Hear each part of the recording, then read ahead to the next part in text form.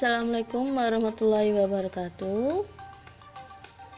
Alhamdulillah ya, kita masih diberi kesempatan untuk bisa bertemu kembali meskipun secara daring ya. Jadi kita belum bisa melakukan pembelajaran dengan tatap muka karena kondisinya masih pandemi, jadi ya tetap di rumah ya. Jadi bisa belajar di rumah dengan keterbatasan yang ada. Kita tetap semangat ya untuk belajar statistik ya. Untuk pertemuan pertama kemarin kita sudah membahas ya mengenai kontrak perkuliahan kita, dan kontrak itu akan kita sepakati atau kita laksanakan selama 1 semester. Nah, untuk hari ini berarti pertemuan kedua kita sudah mau masuk ke materi ya. Materi yang pertama yaitu masalah ruang lingkup statistik. Untuk ruang lingkup statistik, nah, nanti yang akan kita bahas untuk materi hari ini yang pertama yaitu mengenai definisinya apa. Definisi dari statistik itu sendiri, kemudian statistik itu digunakan untuk apa, di bidang apa. Kemudian selanjutnya kita akan membahas nanti mengenai jenis-jenis statistika ya. Berikutnya ada data dan informasi, kemudian ada jenis-jenis data. Nah, nanti menurut sifatnya, menurut cara memperolehnya ya. Jadi macam-macam untuk jenis-jenis data di sini. Kemudian yang terakhir mengenai skala pengukurannya.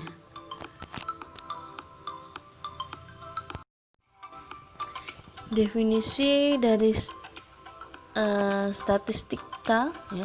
Jadi ada dua hal di sini ya.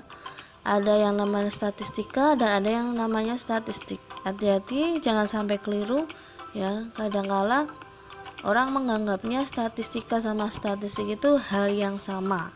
Padahal di sini statistika dan statistik itu hal yang berbeda. Bisa dilihat dari definisi. Yang pertama yaitu yang statistika. Nah, bahwa statistika itu merupakan ilmu ya, ilmu mengumpulkan, menata, menyajikan, kemudian menganalisis dan menginterpretasikan data dalam bentuk informasi ya. Jadi sudah diolah kemudian menjadi informasi yang akan membantu dalam pengambilan suatu keputusan. Jadi kalau statistika itu ilmunya berbeda dengan statistik ya. Kalau statistik definisinya suatu kumpulan angka yang tersusun lebih dari satu angka ya. Jadi kalau statistik itu bisa dikatakan sebagai data. Data di sini biasanya dalam berupa angka ya. Jadi diingat, statistika dan statistik dua hal yang berbeda. Meskipun statistik ya bagian dari statistika. Untuk slide berikutnya yaitu mengenai perkembangan statistika.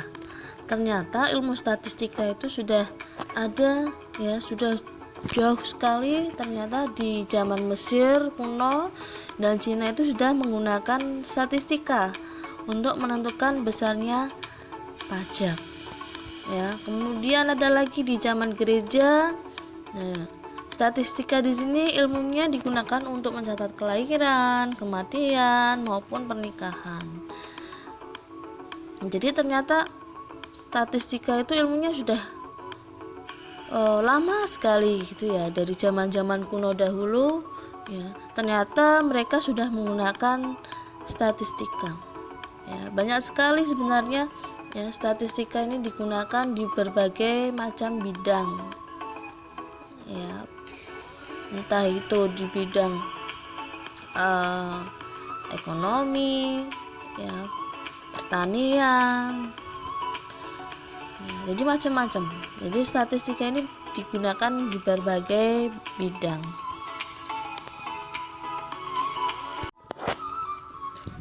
ada beberapa contoh kasus ya di mana statistika ini dibutuhkan. Ya, contohnya misalkan di sini ada kasus tuntutan buruh tentang kenaikan gaji. Ya, bagaimana seharusnya? Apakah harus menaikkan gaji atau masih utuh gitu ya? Nah, berarti kan kita harus mencari data-datanya terlebih dahulu. Kita lihat apakah memang layak untuk dinaikkan atau memang belum bisa dinaikkan. Ya, jadi ada data-data ya, mengenai gaji para buruh gitu ya. Kemudian bisa digunakan juga untuk perekonomian Indonesia ya secara makro. Nah, apakah perekonomian Indonesia ini dikatakan efisien atau tidak? Nah, kalau misalkan dikatakan efisien pada sektor atau bidang mana? Ya balik lagi ya, kita butuh ya yang namanya statistika, baik statistika maupun statistik data-data yang terkait. Kemudian ada lagi untuk menggalakkan investasi di Indonesia. Nah, ketika kita mau menginvestasikan uang kita, nah pastinya kita butuhkan ya data-data ya mengenai sektor mana sih yang akan kita pilih ya dengan uang yang akan kita investasikan. Kemudian ada lagi contoh yang lain ya, contoh kasus yang lain. Nah, setiap produsen memberikan garansi atas barangnya. Nah, berapa produksi akan ditingkatkan. Nah, jadi statistika itu cukup luas sekali ya, dibutuhkan di berbagai bidang ya.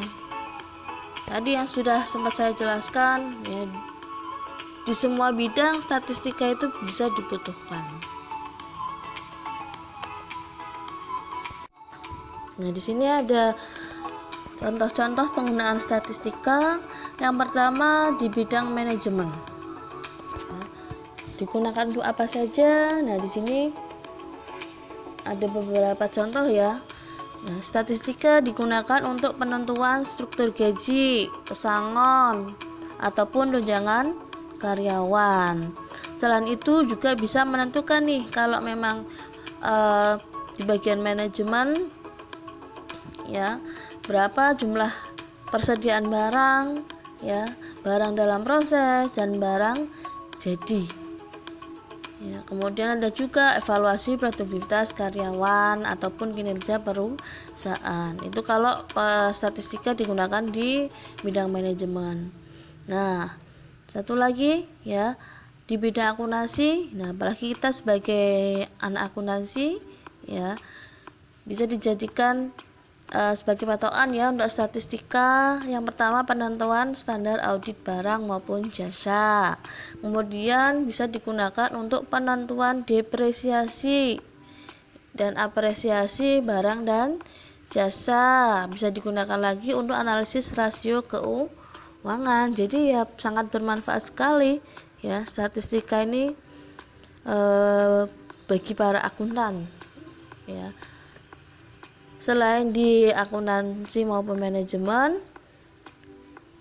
statistika juga bisa dipakai di sektor yang lain.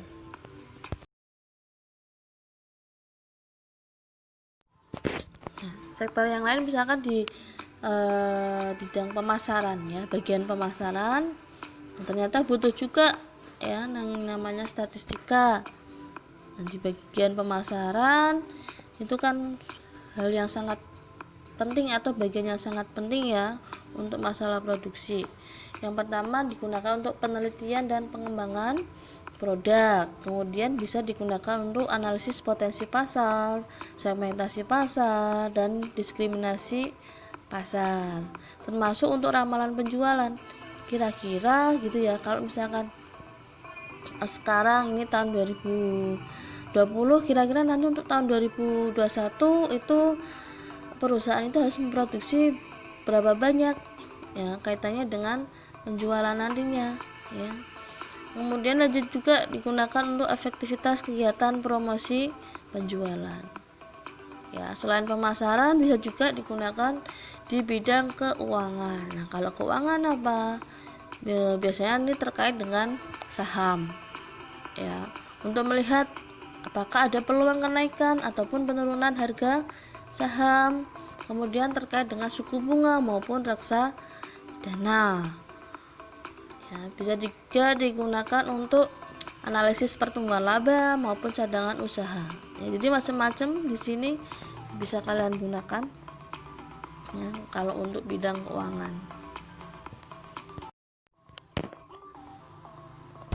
Nah, selain tadi ada pemasaran, ada keuangan, bisa digunakan untuk ekonomi pembangunan maupun agrobisnis. Ya, jadi tidak masalah keuangan saja, manajemen, akuntansi, tetapi juga digunakan untuk yang lain juga. Termasuk misalkan ekonomi pembangunan itu untuk menganalisis pertumbuhan ekonomi, inflasi dan suku bunga. Kalau di untuk bidang agrobisnis, nah bisa tuh untuk analisis produk tanaman maupun ternak ya, ikan, kehutanan.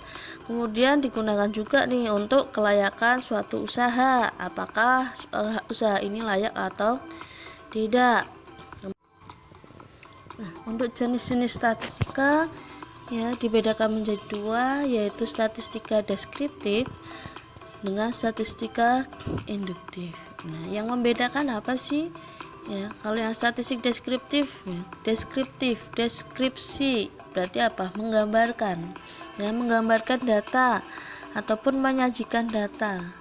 Ya, jadi ada data mentah, kita olah,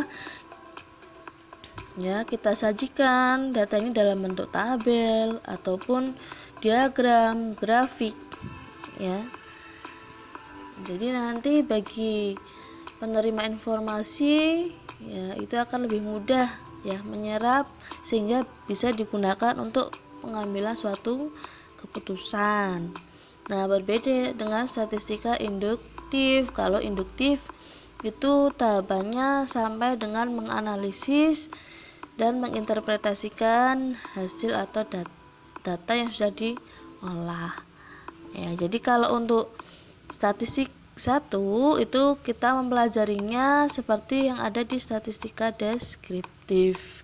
Nah, materi-materinya kemarin sudah saya sampaikan ya, termasuk dari penyajian data, ada ukuran pemusatan, ukuran penyebaran dan lain sebagainya. Sedangkan untuk statistik induktif itu akan kalian pelajari di statistik 2 ya. Kalau belajar statistik itu tidak akan jauh-jauh yang namanya populasi dan sampel. Ada yang pernah dengar istilah populasi maupun sampel? Nah, pastinya pernah dengar ya. Nah, untuk populasi sendiri ya, bisa didefinisikan sebagai sebuah kumpulan dari semua kemungkinan orang-orang, benda-benda, dan ukuran lain dari objek yang menjadi perhatian. Jadi kalau populasi itu lebih luas ya. Jadi secara luas, jadi objek yang akan kita teliti atau akan kita perhatikan. Jumlahnya berarti lebih banyak. Kemudian untuk sampel, nah kalau sampel sendiri suatu bagian dari populasi tertentu yang menjadi perhatian ya. Jadi kalau sampel itu lebih kecil ya, bisa dilihat untuk gambarnya, populasi jumlahnya lebih banyak sedangkan sampel jumlahnya lebih sedikit.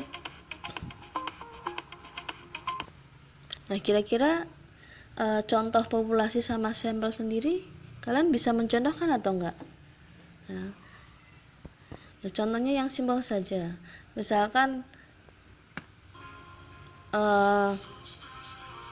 sampel ya. Jadi kita mau melakukan suatu penelitian, kita menggunakan sampelnya yaitu fakultas ekonomi. Kalau sampelnya fakultas ekonomi, berarti kira-kira populasinya apa? Ya, jadi populasinya berarti di sini adalah mahasiswa Universitas Pekalongan. Ya, karena skupnya lebih besar ya, populasinya mahasiswa seluruh fakultas di Universitas Pekalongan. Sedangkan untuk sampelnya nah bisa jadi fakultas ekonomi ya, atau fakultas hukum, fakultas keguruan ya, karena hanya sampel berarti sedikit. Ya, jumlahnya lebih sedikit dari jumlah populasi. Ya, karena kalau statistika itu ya nggak bakal jauh-jauh dari populasi dan sampel. Ya, karena kalau nanti kalian ketika melakukan suatu penelitian, nah pasti akan berjumpa dengan yang namanya populasi dan sampel. Biasanya kalau penelitian kita hanya menggunakan sampel. Nah, kenapa kok tidak populasi? Ya, bisa dibayangkan kalau misalkan populasinya Universitas Pekalongan. Kita mau meneliti nih, kenapa sih mahasiswa masuk Universitas Pekalongan? Kira-kira motivasinya apa? Nah, apakah kita harus menggunakan seluruhnya? Ya, populasi ya seluruh mahasiswa yang ada di Unikal kita jadikan sebagai objek penelitian kita.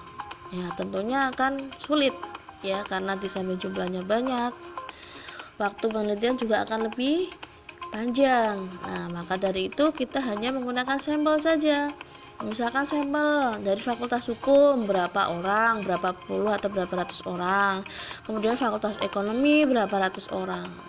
Ya, jadi kita tidak perlu menggunakan semuanya atau populasinya, cukup dengan menggunakan sampel.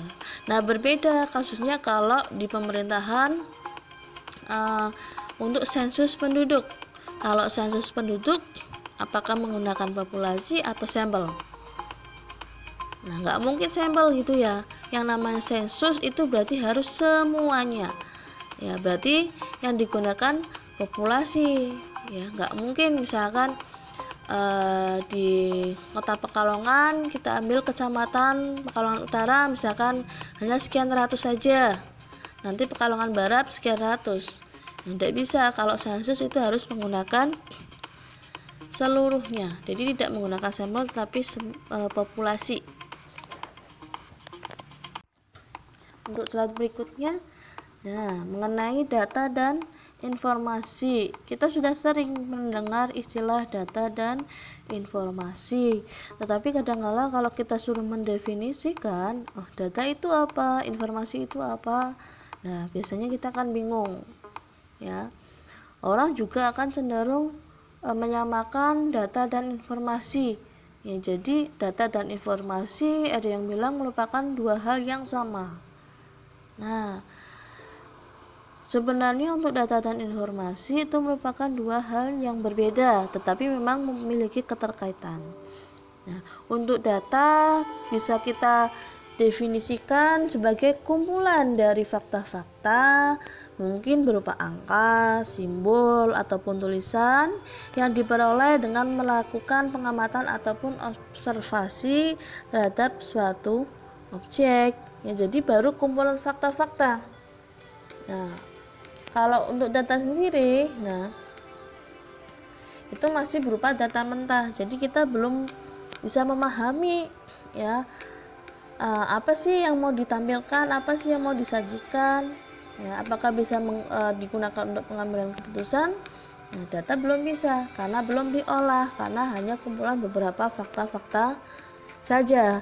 Berbeda dengan informasi. Kalau informasi itu hasil pengolahan data yang sudah dapat diterima oleh akal pikiran penerima informasi, ya, yang bisa bermanfaat dalam pengambilan keputusan. Jadi kalau informasi itu datanya sudah diolah, ya, kita tata dulu, kita olah dulu. Nah, nanti bisa disajikan misalkan dalam bentuk tabel atau dalam bentuk gambar ataupun grafik, ya, dimana orang yang akan membaca atau penerima informasi itu akan paham, ya, karena sudah menjadi sebuah informasi. Ya, jadi berbeda data dengan informasi.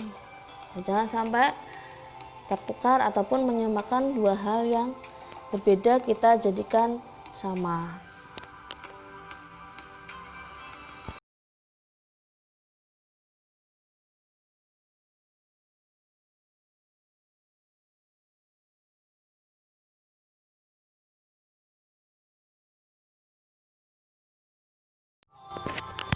Slide berikutnya membahas jenis-jenis data. Jadi jenis data itu banyak sekali, ya.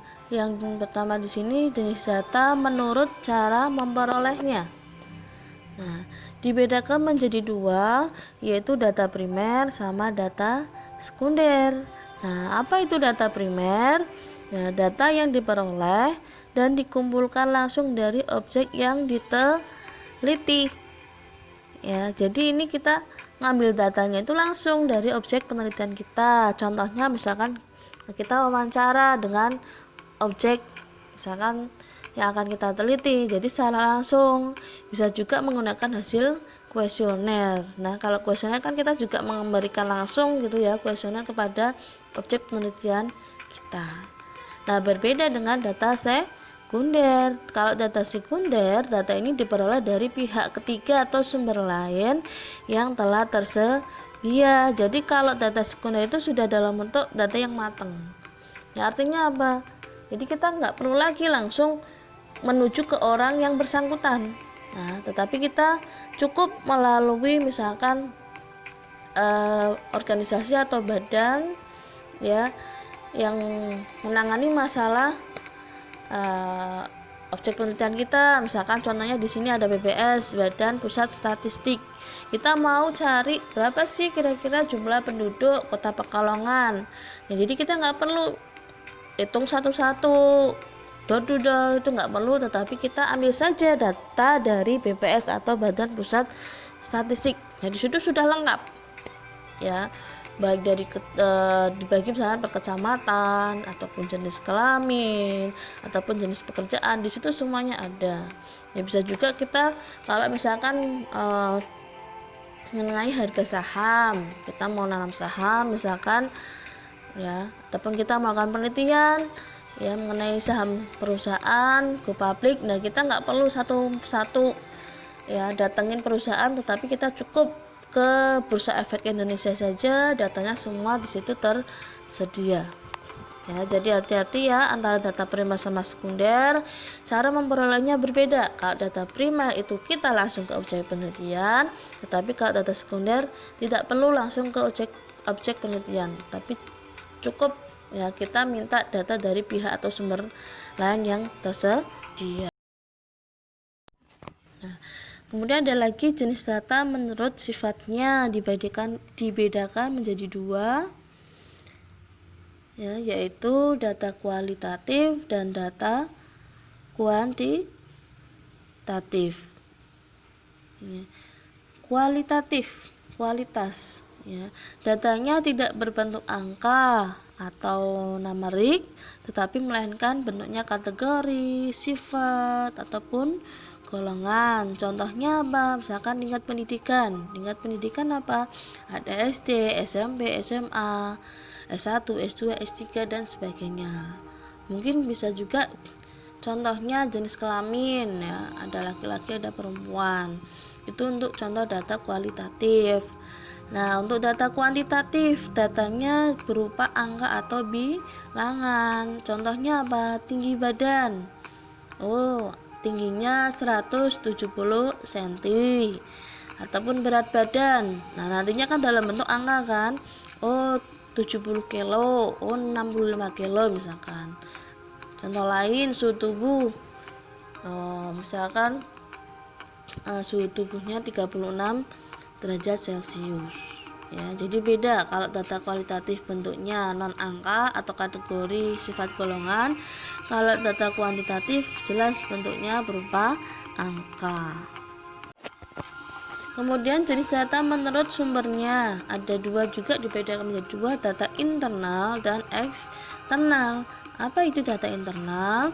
Data diperoleh langsung dari suatu organisasi atau tempat dilakukannya penelitian. Contohnya misalkan jumlah karyawan perusahaan, ada tingkat kepuasan kinerja karyawan. Jadi datanya langsung dari data internal perusahaan sendiri. Kalau misalkan kalian bekerja di suatu perusahaan, kalian ngambil data di situ jumlah karyawan ya, berarti itu termasuk data internal. Berbeda dengan data eksternal. Nah, jelas eksternal berarti datanya diperoleh dari luar lingkup kerja. Contohnya apa? Yang di luar lingkup kerja atau di luar perusahaan kita, berarti misalkan data yang dikeluarkan oleh BPS, Badan Pusat Statistik, ataupun data penjualan dari perusahaan lain. Nah, ada lagi jenis data menurut waktu pengumpulannya. Dibedakan menjadi dua, data cross section sama data berkala. Nah, apa yang dimaksud data cross section? Data diambil pada satu periode waktu tertentu. Ya, contohnya apa? Oh, saya ingin tahu data penjualan nih bulan Februari tahun 2010. Ya, jadi periodenya di bulan Februari tahun 2010. Jadi hanya satu periode saja. Berbeda dengan data berkala. Data berkala, data diambil secara kontinu atau berkesinambungan dari waktu ke waktu untuk mengetahui perkembangan dari objek yang diobservasi. Contohnya misalkan di sini data impor beras dari tahun 2018 sampai tahun 2019. Jadi ada runtutan waktunya. Ya, kalau data cross section hanya satu periode waktu tertentu, tapi kalau berkala jadi beberapa periode. Slide berikutnya membahas skala pengukuran. Ya, skala pengukuran di sini dibedakan menjadi 4 atau dikelompokkan menjadi 4. Yang pertama skala nominal. Ya. Apa itu skala nominal? Ya, di sini angka yang diberikan hanya sebagai label saja. Nah, contohnya, berarti kita angkakan di sini ya, pria kita simbolkan atau kita angkakan dengan angka 1. Wanita kita simbolkan dengan 2. Nah, nggak tahu nih kalau di Indonesia ini apakah sudah ada yang jenis kelamin yang ketiga yaitu waria atau hanya 2 saja. Nah, misalkan kalau kita rubah biar kesetaraan gender, wanita sekarang kan juga bisa lebih baik dari pria. Misalkan wanita kita simbolkan dengan angka 1, pria dengan 2, sama saja. Ya, karena hanya angka di sini hanya berupa simbol, tidak memiliki makna tertentu. Ya, 1 berarti lebih baik dari 2, tidak. Kalau skala nominal baik angka 1 atau angka 2 itu tidak memberikan arti apa-apa, hanya simbol saja.